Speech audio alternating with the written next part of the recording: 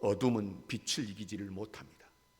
누가복음 2장의 선지자 시므온이 정결 애식을 행하러 온 아기 예수를 품에 안고 하나님을 찬송하면서 이 아기 예수에 대해 선포합니다. 이방을 비추는 빛이요 주의 백성 이스라엘의 영광이니이다. 요한복음 1장은 세례 요한은 빛이 아니요 빛에 대하여 증거하러 온 자라고 했습니다. 그리고 참 빛, 곧 세상에 와서 각 사람에게 비칠 빛이 있다고 증거합니다. 예수님 친히 나는 세상의 빛이라고 말씀하십니다. 그렇습니다. 예수님은 빛이십니다. 지금은 우리가 난감하고 어둡고 힘든 세월이지만은 빛이신 예수님의 노래를 그칠 수 없는 것은 빛이신 주님이 오셔야 이 어둠과 이 모든 환경, 어려움들이 물러가고 밝은 빛의 역사가 일어나는 줄 믿습니다. 태어나서 죽을 때까지 인생은 기다림의 연속입니다. 설렘으로 기다리는 이들이 있고 두려워서 떨며 기다리는 이들도 있습니다.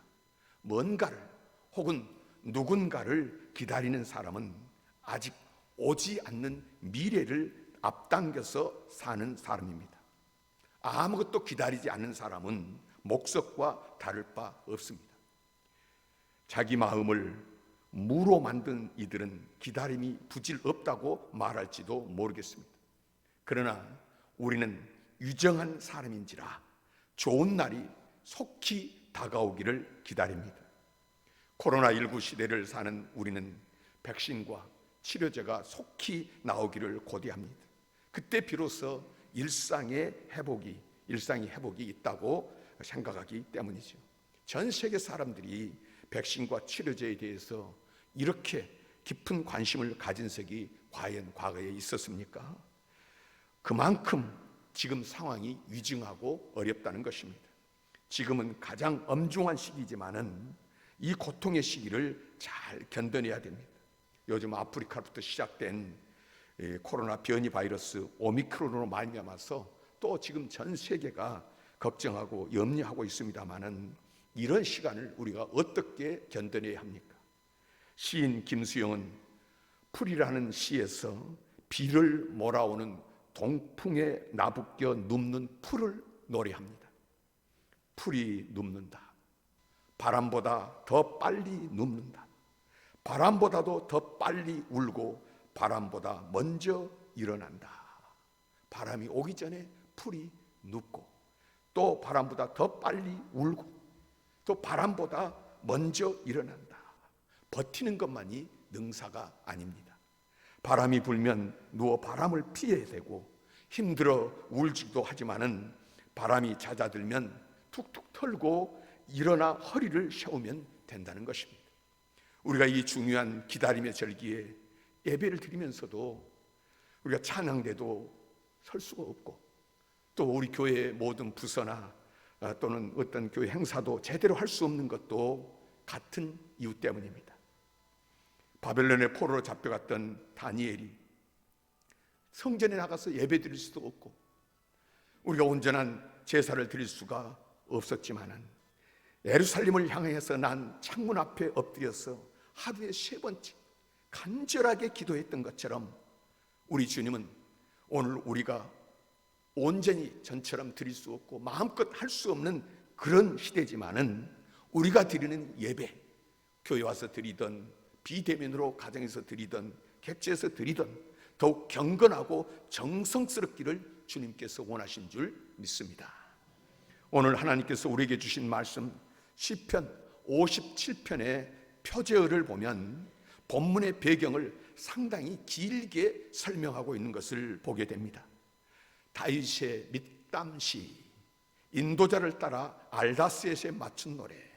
다윗이 사울을 피하여 굴에 있을 때에 여기 다윗의 믹담시라고 했는데 믹담이라고 하는 이 용어를 지금은 어떻게 해석해야 되는지 아는 사람이 없습니다. 과거에 쓰여졌는데 이제 내려오다가 그 의미를 지금 잊어버린 거죠. 그런데 시편 중에서 16편이라든지 또 56편, 57편, 58편, 59편, 60편 이런 시들이 있는데, 이 시들의 특징은 뭐냐면 다윗이 가장 큰 위험 가운데 있을 때 부르짖어서 기도하는 내용이 나오는 시에만 다윗의 믹담시라고 그렇게 적어져 있습니다. 그런 거 보면 이 믹담이라는 그 용어의 의미가 어떨 때 쓰여지는지 우리가 대강 짐작을 하는 것입니다. 가장 큰 어려움이 있을 때, 오늘 본문도 지금 사울이 다윗을 죽이려고 특공대를 만들어 가지고 지금 쫓아오니까 다윗이 아둘람 굴에 거기에 피해서 숨어 있으면서 목숨이 경각에 달려 있는 위험한 시기에 지금 하나님께 부르짖는 그런 시라는 것이죠. 이 어려움 가운데서 부는 믹담시, 인도자를 따라 알다스엣에 맞춘 노래라는 것은 그 음조가 어떤 것인지 지금 알다스엣도 용어를 잘 알지를 못합니다. 그런데 오늘 인도자를 따라서 알다스엣에 맞춘 노래 하는 것인데, 이제 추측하기는 우리도 노래의 풍이 여러 가지 있지 않습니까? 가령 뭐 트로트도 있고 또 발라드도 있고 또 뭐 그냥 막 소리 지르면서 하는 그런 또 노래도 있고요.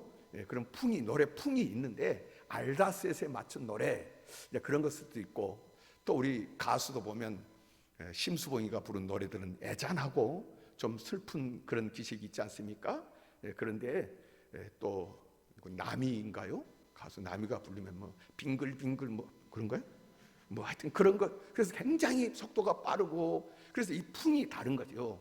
그래서 이 지휘자를 따라서 알다스에서 맞춘 노래 하니까 그런 어떤 노래 풍이 있는데, 어떤 노래 풍이었을까? 이것은 우리가 알 수 없지만은 그 다음에 나오는 다윗이 사울을 피하여 굴에 있을 때에 하니까 아주 급박하고 어려운 상황에 있을 때에 그런 분위기에서 부른 노래라고 말할 수 있습니다. 그래서 오늘 우리에게 주신 본문은 1절부터 4절까지는 하나님께 도움을 청하는 아주 절박한 기도이고요, 6절은 원수의 멸망에 대한 확신을 말씀하고 있고, 7절부터 10절까지는 믿음 안에서 승리한 사람의 찬양입니다. 그러니까 이 시는 5절과 11절에 동일한 후렴구인데요, 하나님이여 주는 하늘 위에 높이 들리시며 주의 영광이 온 세계 위에 높아지기를 원하나이다.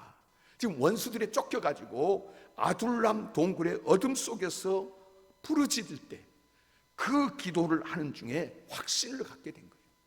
하나님 응답하신다, 하나님이 이기게 해주신다, 확신을 갖게 되니까 결국 주의 이름이 높아져서 온 세계에 주의 영광이 높아지기를 원한다 하고 오늘 찬양을 하는 것입니다. 오늘 주신 말씀드린 대로 절박한 청원으로 시작을 합니다. 1절입니다. 우리말 성경인데요, 오 하나님이여 나를 불쌍히 여겨소서, 나를 불쌍히 여기소서. 내 영혼이 주를 신뢰하오니 주의 날개 그늘 아래서 이 재난이 지나갈 때까지 피할 것입니다. 동굴 속에서 사울 왕이 군대를 가지고 자기를 지금 죽이려고 쫓아오니까 거기 동굴 속에 피해서 숨어 있는데, 하나님 나를 불쌍히 여겨 주십시오, 나를 불쌍히 여겨 주십시오. 주를 신뢰합니다, 주님 믿습니다, 주의 날개 아래서 이 재난이 지나갈 때까지 피하겠습니다, 불쌍히 여겨 주시옵소서.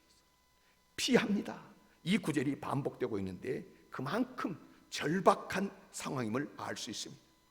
하나님께 부르짖는 사람은요, 그것 외에는 할 수 있는 일이 없기에 부르짖습니다.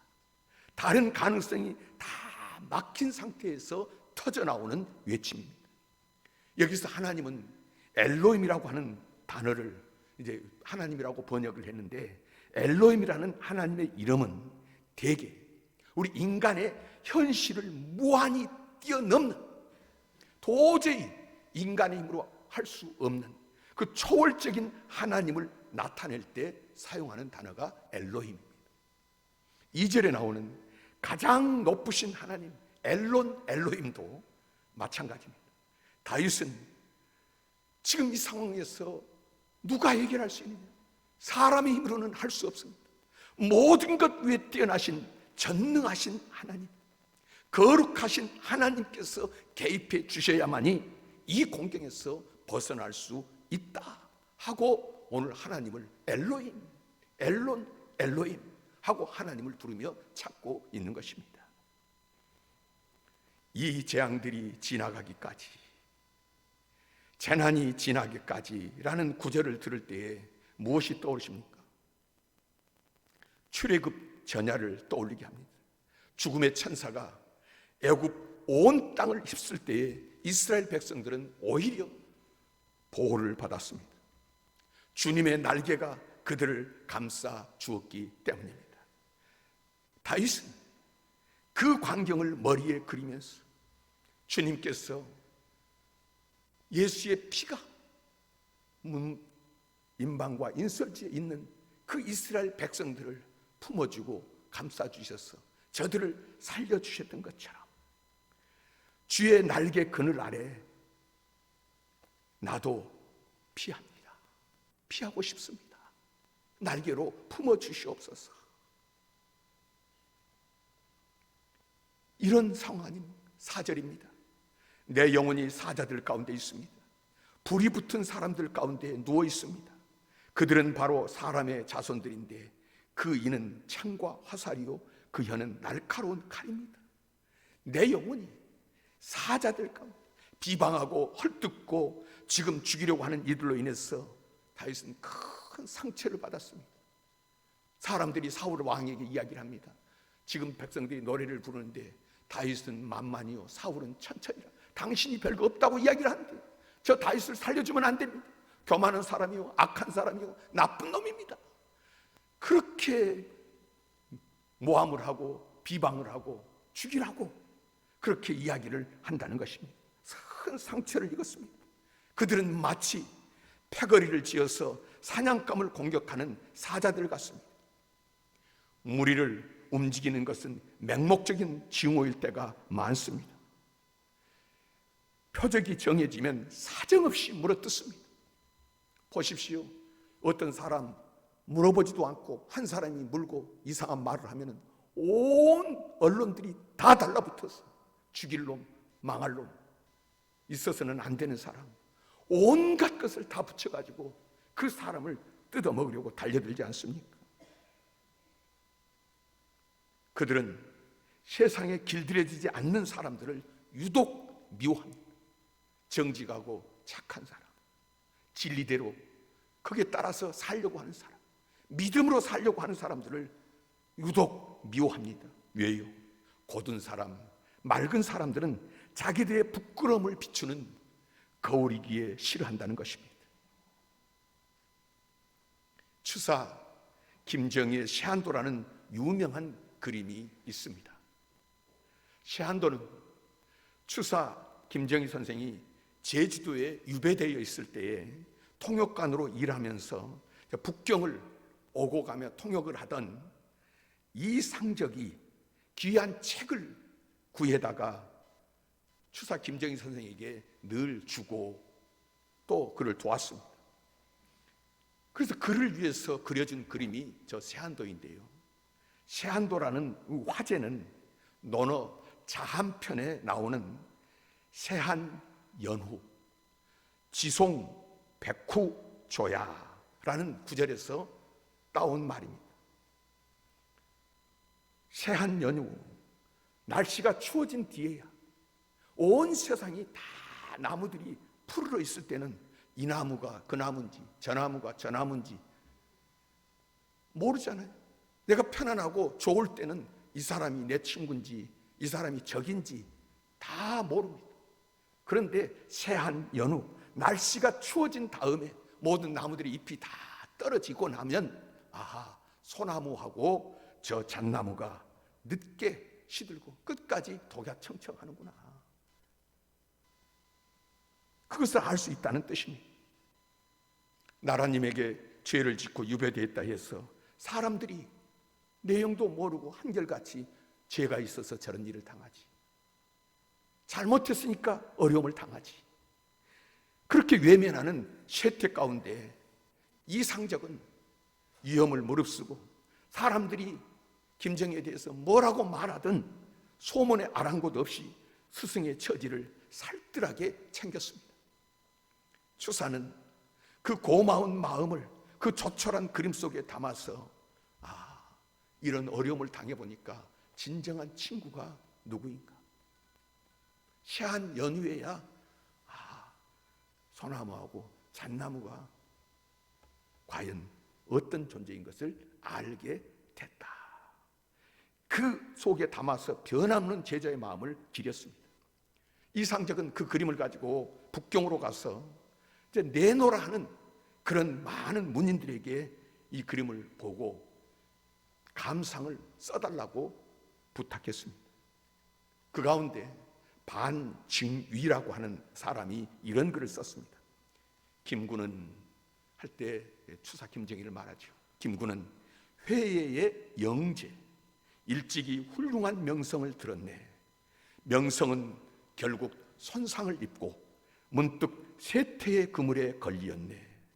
도도한 쇠퇴의 흐름 속에서 누가 삼비의 청빈을 알겠는가? 그의 글 일부이지만은 추사에 대한 안타까움이 짙게 배어있는 글입니다. 남들보다 뛰어난 이들은 늘 쇠퇴의 그물에 걸리게 마련입니다. 이익에 따라서 이리저리 휘둘리는 쇠퇴 가운데서 자기 지조를 지키면서 자기 믿음을 지키면서 살기라고 하는 것은 여간 어려운 일이 아닌 것입니다. 본문의 다윗도 같은 처지였습니다. 아무리 당당한 사람이라 하여도 사방을 포위하듯 제어오는 쇠퇴 앞에서 흔들리지 않을 도리가 없습니다. 다윗은 증오심에 사로잡힌 이들의 창끝과도 같고 화살촉과도 같고 날카로운 칼과도 같은 혀로서 자기를 지켜줄 방패를 하나님께 부탁합니다. 하나님, 저렇게 말로 창과 같고 화살촉 같고 날카로운 칼 같은 혀로서 나를 이렇게 공경해 오는데 하나님, 나를 지켜주시는 방패를 주시옵소서 청하는 것입니다. 그것은 맞서 싸울 날카로운 무기가 아닙니다. 진정한 무기가 무엇입니까? 3절 상반절입니다. 하늘에서 주님의 사랑과 진실을 보내시오. 하나님, 저들을 대할 무기로 주님의 사랑과 진실을 보내시오. 나를 구원하여 주십시오. 사랑은 헤세드, 이 사랑은 언약의 바탕을 둔 사랑입니다. 헤세드 하면 누가 생각난다고요? 호시아와 고멜이 생각나지 않습니까? 둘이 부부인데 이 고멜이 자꾸 집을 나가고 또 나가고 데려오면 또 나가고. 그런데 하나님은 데려오라는 거예요. 무엇을 이야기합니까?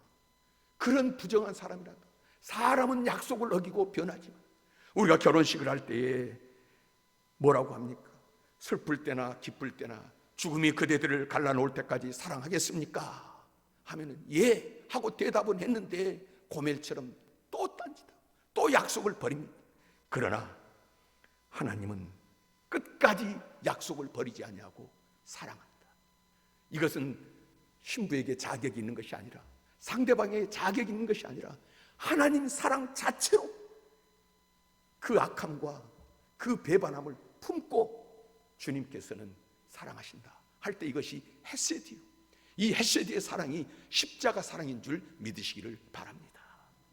그런데 이 사랑으로 사람은 언약에 충실하지 못하지만 하나님은 언약에 충실하십니다. 하나님의 그 사랑 헤세드, 그 사랑이 우리의 삶이 주춧돌인 것입니다. 진실함을 보내주시옵소서. 그 진실함, 예매트는 확고함, 신실함, 안정감, 지속성을 뜻하는데요. 다윗은 자칫하면 너가 그렇게 하니까 나도 하겠다 하고 같이 덤빌 수 있지만은 그 징후의 늪에 빠져들 수 있는 자기의 마음을 하나님의 사랑, 그 하나님의 든든함에 붙들어 매고 있는 것입니다. 하나님, 그 사랑을 보내주십시오. 하나님, 그 진실함을 보내주시옵소서. 머레이 셀렘이라는 극작가가 있습니다. 흑인입니다. 어렸을 때에 학교에 가거나 동네에 나가면 아이들이 무시하고 욕하고 놀리는 것입니다. 그래서 늘 분노 가운데 어두운 얼굴로 집에 오면 할머니가 말합니다. 감사해라. 어떤 일이 있어도 감사해라, 감사합니다 하고 입으로 표현해라. 실제로 그의 할머니는 하루에 100번 이상씩 하나님 감사합니다, 하나님 감사합니다 하고 외치고 사는 분이었습니다. 그런데 아이는 그 이야기를, 그 말을 들을 때마다 더욱 화가 났습니다. 이게 무슨 감사할 일입니까? 감사할 일이 아닌데 어떻게 감사합니까? 그렇게 말할 수 있습니까? 하고 반감을 가졌습니다. 그날 또 아이들이 놀립니다. 온갖 비하의 말과 인종차별의 말을 하면서 욕을 하고 놀리니까 화가 나고 분노가 치밀어서 견딜 수가 없습니다. 같이 덤볐습니다. 여러 아이들이 둘러싸여서 짓밟히고 정신없이 맞아서 여기저기 멍이 들고 상처가 났습니다. 그렇게 얻어맞고 좌절과 분노와 슬픔 가운데 울고 앉았는데 할머니의 말씀이 생각이 났습니다. 자기도 모르게 감사합니다, 하나님 감사합니다 하고 입술로 고백했는데요, 그 순간에 말할 수 없는 평안이 밀려오고 그리고 이제 그 분노가 사라졌습니다. 이후로 이 아이는 사람의 말의 지배를 받지 않게 되었습니다. 누가 무슨 말을 하든 저주의 말을 하고 욕을 하고 비하의 말을 해도 상대방의 말의 지배를 받지 않겠다. 나는 하나님의 말씀의 지배를 받지, 사람이 이렇게 한다고 내가 같이 반응하고 내가 그의 지배를 받아가지고 잠 못 이루고 그를 미워하고 또 같이 시기하고 같이 대항하는 사람의 말의 지배를 받지 않겠다 하고 결심을 했습니다. 그리고 감사합니다, 감사합니다, 이 사건 속에 일하시는 하나님의 손길을 생각했습니다. 자기 마음을 하나님의 사랑과 하나님의 그 든든함에 붙들어 맨 것이죠. 이처럼 다윗이 자기 영혼을 사로잡았던 두려움과 절망감, 분노와 어둠 속에서 눈을 들어서 하늘을 바라보자 돌연 그의 속에 빛이 스며들었습니다. 하나님은 심판자예요. 하나님은 주인이시요 하나님은 살아계시기에 결국 저들이 함정을 파고 나를 집어넣고 쓰러뜨리고 죽이려고 하지만은 스스로 함정에 빠져들게 마련이라는 자각이, 그 깨달음이 그에게 온 것입니다. 악인들은 결국 아침 햇살에 쓰러지는 안개와 같은 존재의 불가함을 깨닫자 그의 내면에 든든함이 찾아왔습니다. 그래서 그는 당당하게 말합니다. 7절 8절입니다. 하나님, 나는 내 마음을 확실히 정했습니다. 나는 내 마음을 확실히 정했습니다. 나는 내 마음을 확정하고 확정하였사오니 내가 가락에 맞추어 노래를 부르겠습니다. 내 영혼아 깨어라, 검은 고야 수구마 깨어나라, 내가 새벽을 깨우련다. 그는 마음을 확실히 정했다고 고백합니다. 마치 다니엘과 세 친구가 뜻을 정하고 살았듯이 그는 죽으나 사나 주님만 의지하기로, 그렇게 살기로 작정합니다. 사도 바울도 같은 고백을 했지 않습니까? 나에게는 사는 것이 그리스도이시니 죽는 것도 유익합니다. 포구에 들어와서 닻을 내린 배처럼 다윗의 마음은 이제 흔들리지 않습니다. 하나님의 마음으로, 하나님의 마음으로 자기 마음을 조율했기 때문입니다. 그는 이제 무기력하게 부르짖는 사람이 아니라 노래하는 사람입니다. 그는 자기 영혼을 깨웁니다. 악기를 연주하며 노래를 부릅니다. 세상은 다 불을 꺼버리고 예수가 오든 말든 어둠 속에 있지만 나는 불을 밝히고 나는 그 예수의 이름을 외치고 여전히 악기를 연주하며 노래를 부릅니다. 물론 세상은 여전히 어둠이 그를 괴롭히지만 그는 더 이상 어둠에 매몰된 사람이 아닙니다. 새벽을 흔들어 깨우는 새벽의 사람입니다. 새벽은 어둠과 밝음 사이 시간입니다. 새벽은 하나님의 은총이 도래하는 시간입니다. 그래서 나는 환경에 반응해서 그 어둠의 상대로 싸우면서 살지 않겠다. 그런 바보가 되어서는 안 되겠다. 그렇게 선 것입니다. 제가 일부 때 또 이 이야기를 했더니 너무 썰렁해가지고 제가 다 민망하더라고요. 그런데 어떤 사람이 항상 평생에 편안하게 잘 사는 비결은 바보들과 상대하지 않는 것이다 하고 이야기를 했습니다. 그랬더니 옆에 있던 어떤 사람이 듣고 있다가 나는 그 말에 동의하지 않습니다 하니까 아, 그러세요? 알겠습니다 하고 입을 다물었습니다. 무슨 이야기인지 모르겠어요. 나는 바보들과 상대하지 않겠습니다. 그래야 내 마음이 편합니다. 그랬더니 옆에서 나는 동의하지 않습니다. 그러니까 같이 대항해서 싸운 것이 아니라 아, 그러세요? 누가 바보요? 하여튼 그렇습니다. 하여튼 죄송합니다. 우리는 유한한 일생을 살고요, 눈에 보이는 어둠과 싸우는 사람이 아니라 새벽을 깨우는 사람으로 하나님이 세워진 줄 믿으시기를 바랍니다. 시편 30편 5절 말씀입니다. 주님의 진노는 잠깐이요 그의 은총은 영원하니 밤새도록 눈물을 흘려도 새벽이 오면 기쁨이 넘친다. 시편 58편 8절입니다. 그리하면 내 빛이 새벽 햇살처럼 비칠 것이며 내 상처가 빨리 나을 것이다. 내 의를 드러내실 분이 내 앞에 가실 것이며 주님의 영광이 내 뒤에서 호위할 것이다. 믿음의 사람은 막연히 좋은 날을 기다리는 사람이 아니라 새벽을 깨우는 사람이어야 됩니다.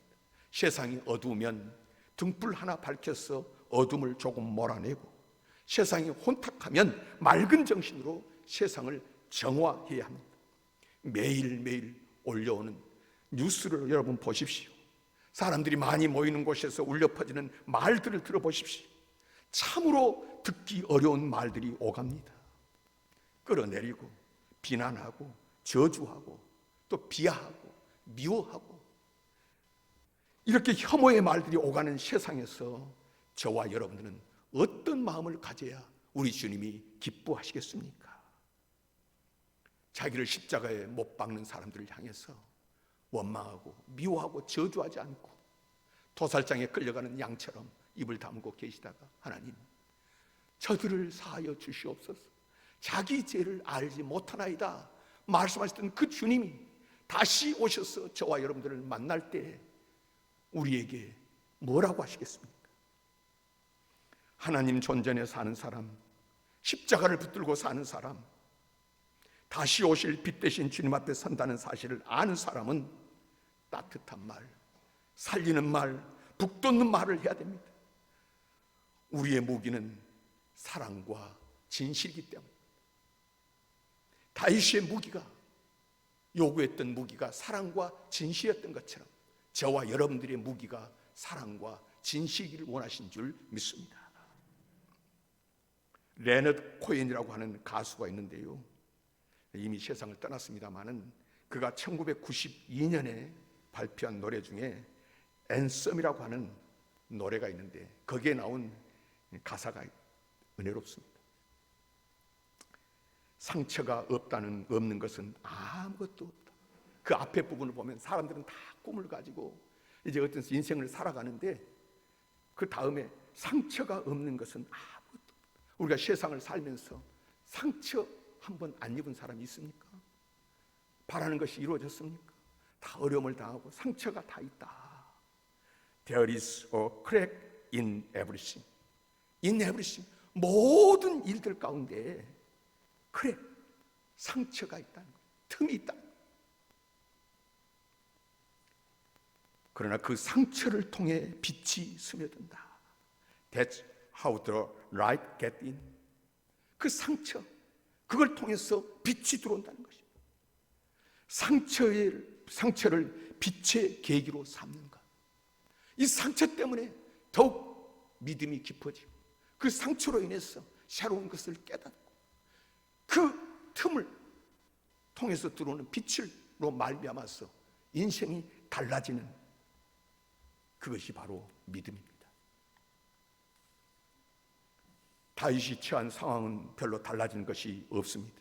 아직도 그는 아둘람 굴에서 지금 점점 옥죄어오는 사울 군대의 그 죽음의 그림자를 느끼고 있습니다. 그러나 상황은 그래도 그의 마음은 달라졌습니다. 두려움과 우울은 더 이상 지배권을 행사할 수 없습니다. 그는 부르짖는 사람이 아니라 이제는 노래를 부르는 사람입니다. 어둠에 매몰된 사람이 아니라 새벽을 깨우는 사람입니다. 마침내 그의 입에서 놀라운 고백이 나옵니다. 9절 10절입니다.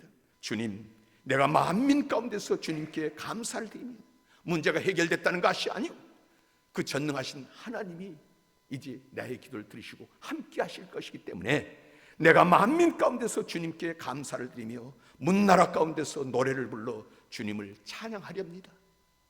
주님의 한결같은 그 사랑, 너무 높아서 하늘에 이루고 주님의 진실하심 구름에까지 닿습니다.